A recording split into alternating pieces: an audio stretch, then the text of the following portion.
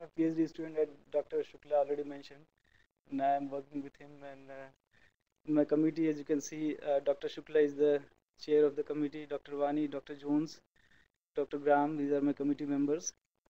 And this is the title of my research that I'll be working here. So, the effects of irrigation withdrawals and climate change on groundwater dynamics in a semi-arid Indian watershed. So I will begin with a little broader and big picture, and I will go later on to the watershed scale. So to start with, if you can.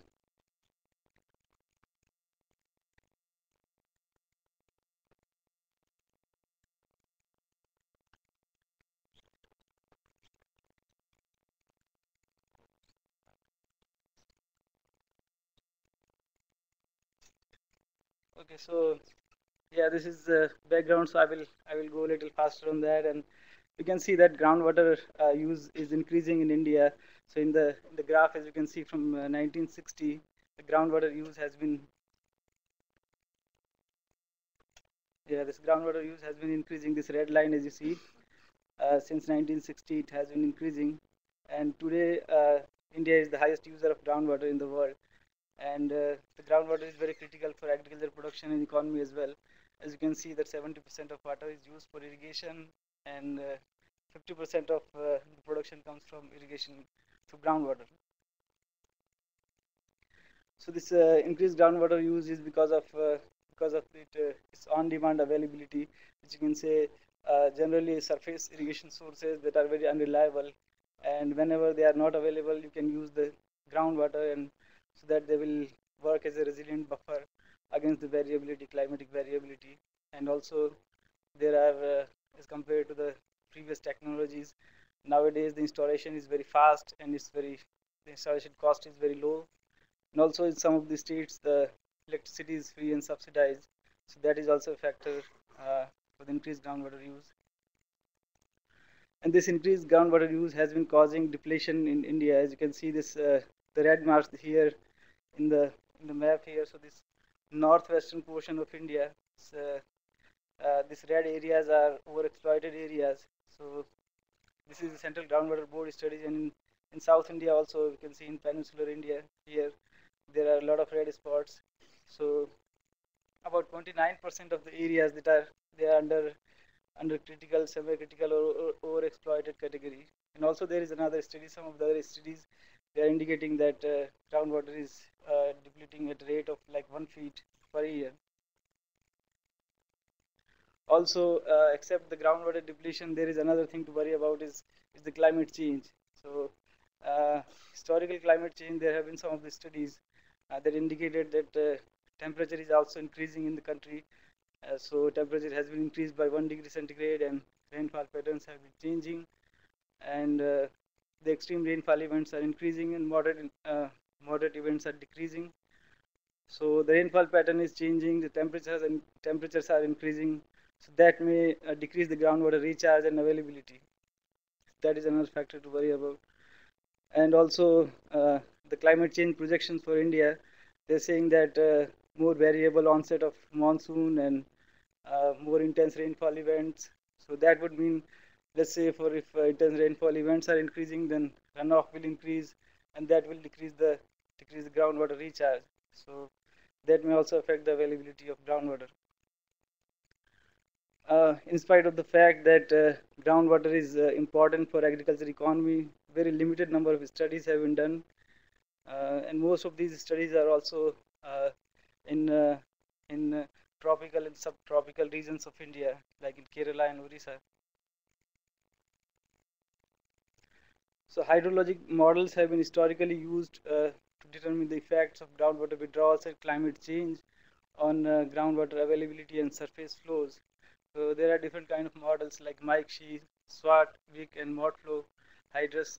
These different kind of models we can use to determine the effects of groundwater withdrawals on groundwater levels or availability.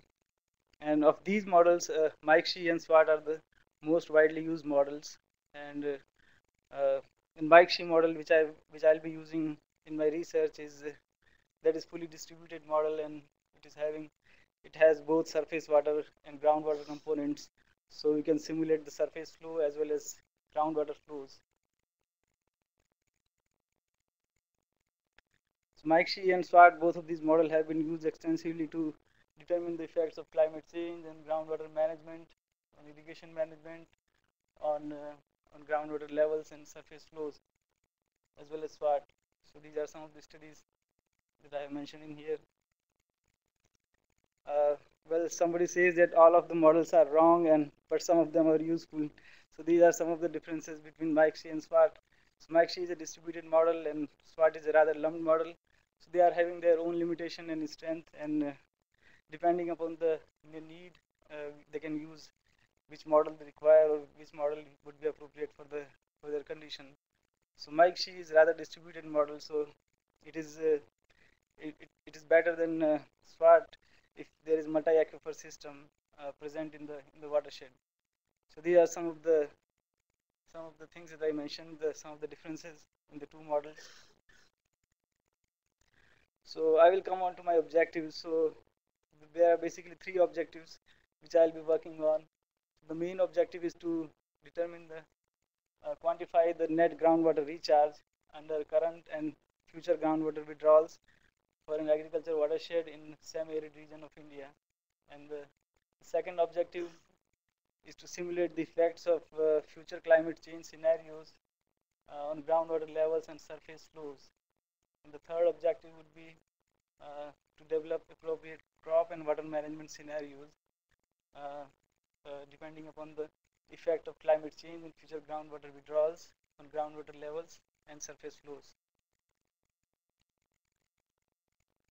So this is my study site. It is Kothapalli watershed, which is located in Musi catchment, and Osman Sagar is basically Osman Sagar catchment is a smaller area in the Musi catchment. So Kothapalli watershed comes under that Osman Sagar reservoir catchment, and as you might have been familiar with the watershed, it's very small watershed. Is around 300 hectares of the area is in the watershed.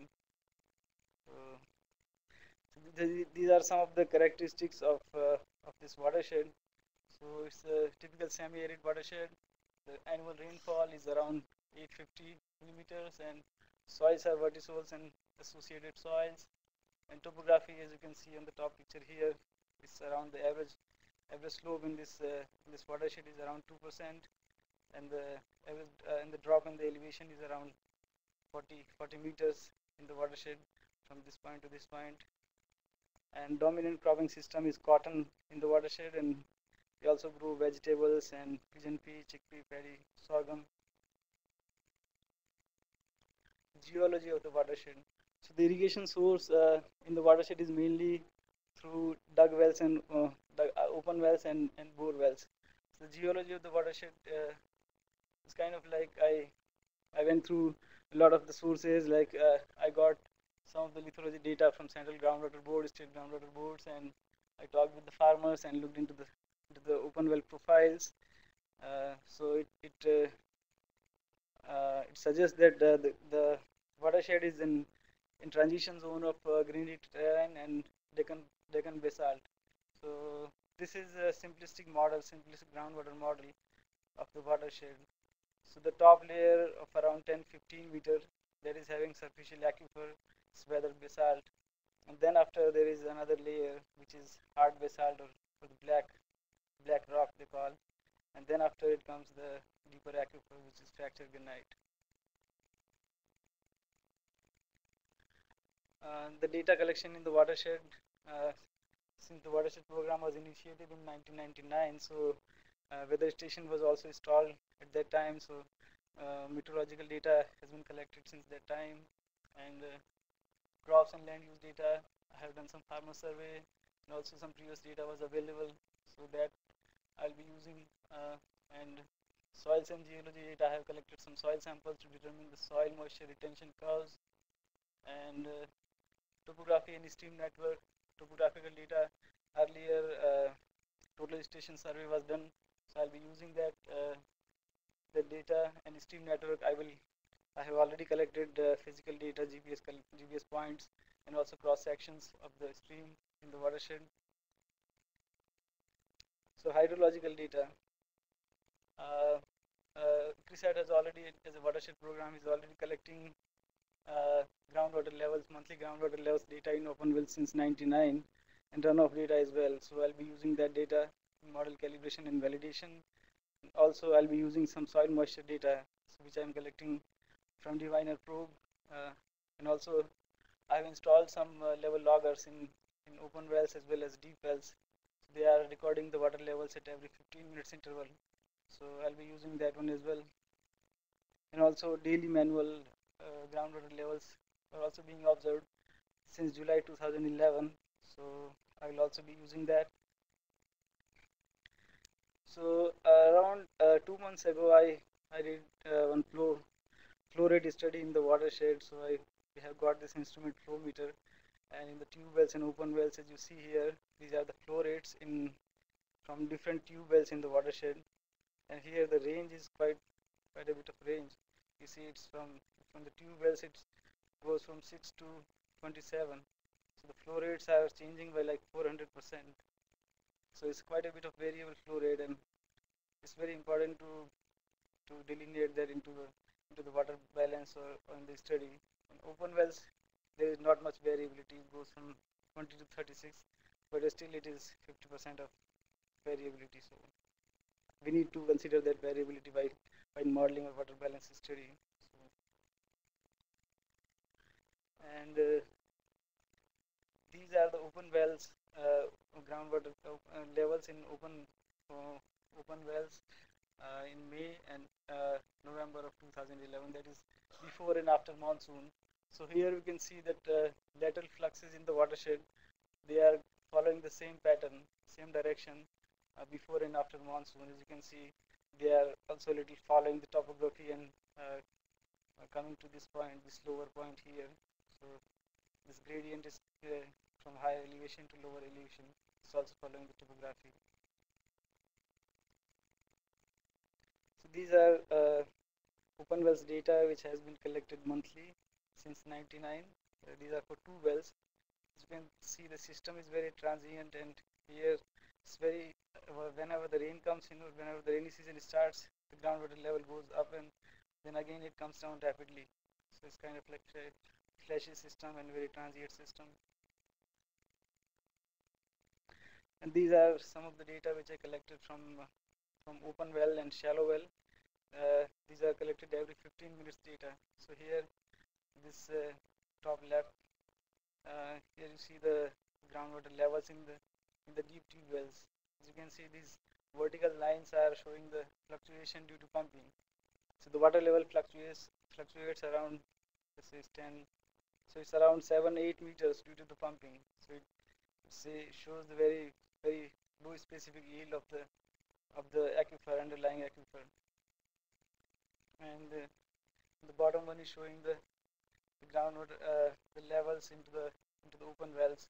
So here also the fluctuation is there, like 3-4 2 meters around, but it's a little less than the deeper wells, the tube wells, because they have a larger area to store the water.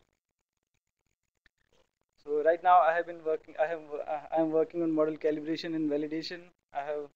I'm setting up the model. So after setting up, hopefully I should be done in a week or so. And then after, I will start doing calibration and validation. So for calibration, most sensitive parameters, after identifying the most sensitive parameters, I will calibrate those parameters. And for calibration and validation, I already mentioned, I'll be using the data which have been collected since '99, and also I'll be using some of the data which I'm collecting manually, as well as from level loggers, and also the soil moisture data. So for climate change scenarios, from AgMIP, I have got 16 GCM simulated downscale data for 2010 to 2030 and 2040 to 70 period. So I'm still not sure I'll be using all 16 of them or not, but that is the thing to consider about, and I will, when I come on that, I'll have to consult with some of the persons in the field, and then after I will decide. But I will use some of those climate change scenarios to simulate the effects on groundwater flows and runoff. And future groundwater use, we can decide. I can find out based upon the historical trend in number of wells in the watershed and surrounding areas. And then after, based upon the effect of climate change and future withdrawals, the crop and water management scenario will be developed based upon those results. As I mentioned, crop and water management scenario like change in planting date, and then after switch to less water consuming crops and deficit irrigation methods, and switch to more efficient irrigation systems like from flood to drip irrigation.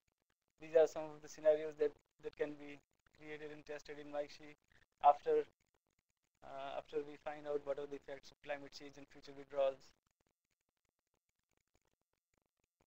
So this is one of the quote that I got from a newspaper. So that is the result of one of the studies that was conducted by Groundwater Survey and Development Agency. So it's kind of like they had those percolation tanks and dam. You can go through that one and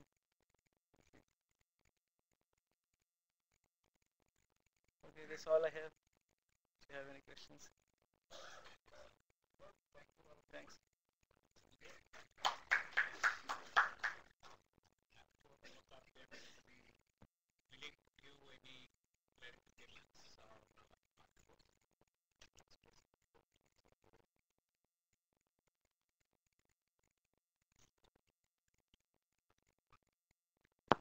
Just a question about mic sheet. Essentially, mic sheet could represent every single field in the watershed and a different practice that's done in that field. Lets you vary the cell size from anywhere from half meter, 1 meter, 1 meter to whatever cell size. The cell size is fixed. So that's actually something I was not utilizing yesterday because it becomes really challenging, for example, because we have a varying field area. So you have to both sides has to be small enough to then which will yes, you have quite a bit of flexibility to the field. So you have to especially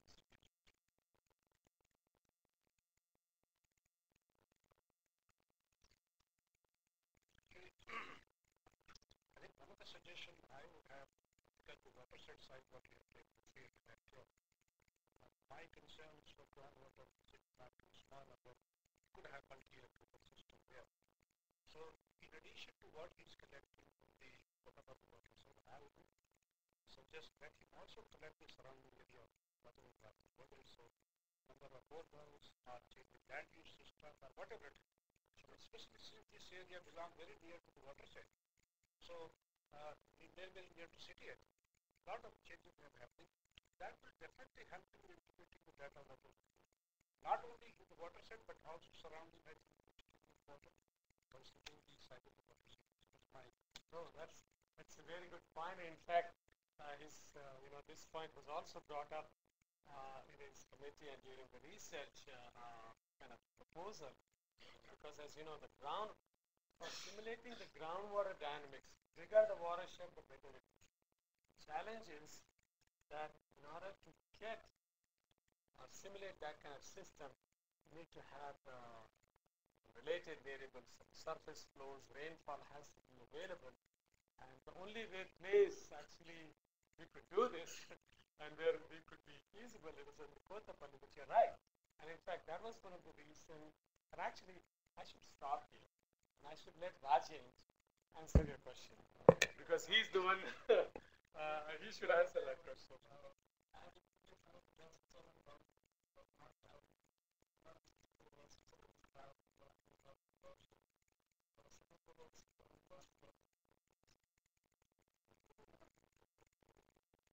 Yeah. No, that's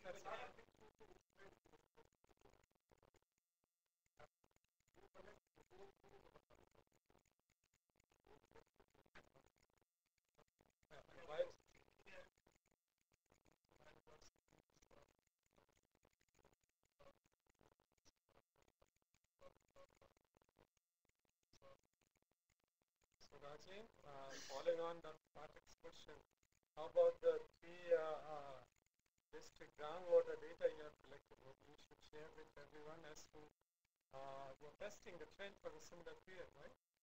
So why don't you share that to the audience and tell them what you're doing at a larger scale, like three district. Right.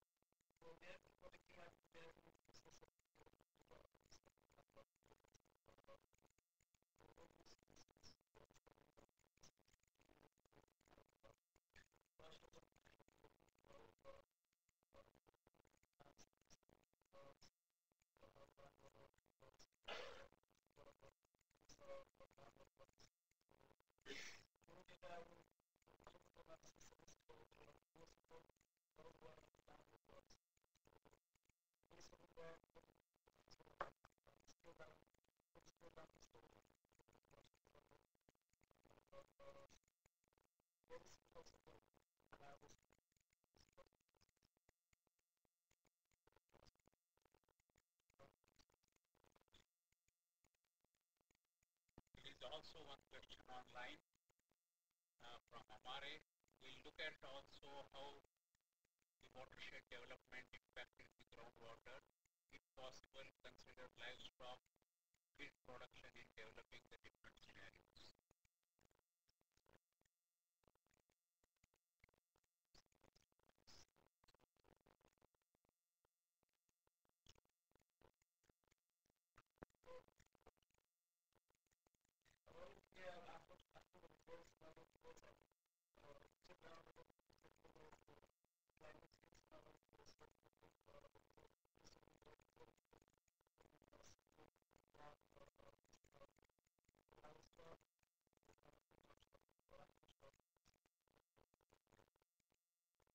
I think they was asking, I'm not sure which part of the presentation, but if I understand the question correctly, the data which I presented, it's a ranch, it's a cattle ranch, that's where we're storing water.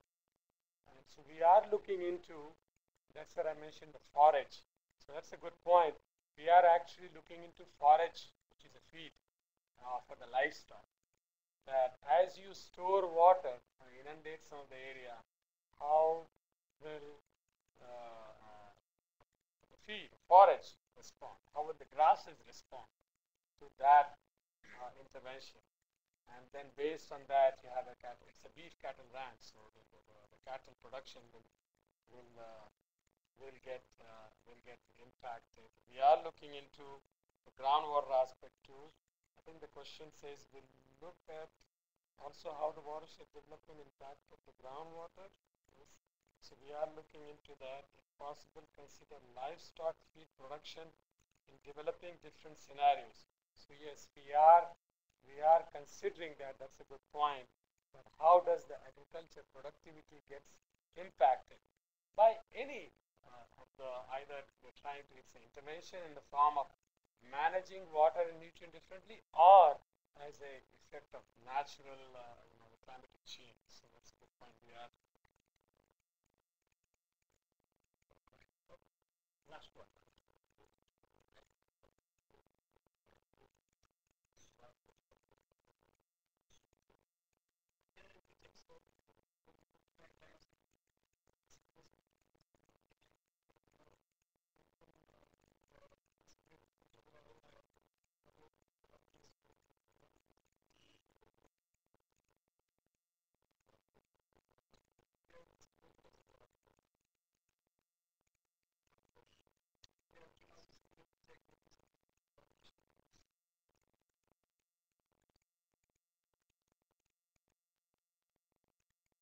Okay, thank you very much. I think taking into account the time, let us show our appreciation to both the speakers in a usual manner.